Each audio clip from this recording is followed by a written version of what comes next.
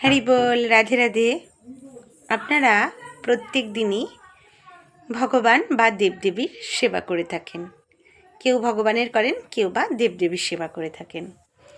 তা হয়তো সপ্তাহে একদিন বা দুদিন কেউ ভগবানকে পুষ্প দিয়ে থাকেন। সেই পুষ্পটি ধরুন সকালবেলায় পুজো করলেন, যখন পুষ্প দিলেন, নিবেদন করলেন ভগবানকে, মাল্য নিবেদন করলেন বা পুষ্পচরণ নিবেদন করলেন, সাজালেন গোছালেন ভগবানের সামনেটা খুব সুন্দর করে।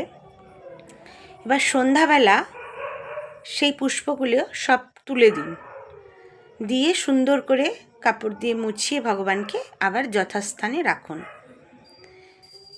আজকে মালা দিয়ে আবার পরের সপ্তাহে সেই দিনটি এলে মালাটা চেঞ্জ করে আবার নতুন মালা দেয়া হবে, এটি আমি অনেককেই লক্ষ্য করে থাকি।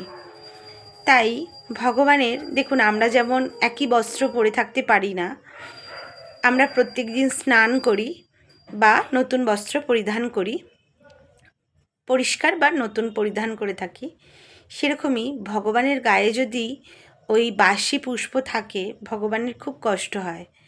তাই আপনারা দয়া করে যারা এগুলো রেখে থাকেন, যে শুকনো হয়ে যাচ্ছে, কালো হয়ে যাচ্ছে, পচে যাচ্ছে, হ্যাঁ, আপনারা একটু বিচার করে দেখুন না, ভগবানের কত কষ্ট হয় পচা জিনিসের ঘ্রাণ নিতে, শুকনো জিনিস গায়ের মধ্যে থাকলে।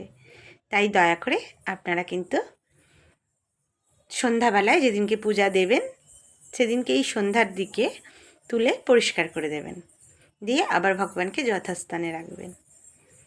আমার বলতে কোথাও ভুল ত্রুটি হলে দয়া করে আমায় ক্ষমা করবেন। রাধে রাধে।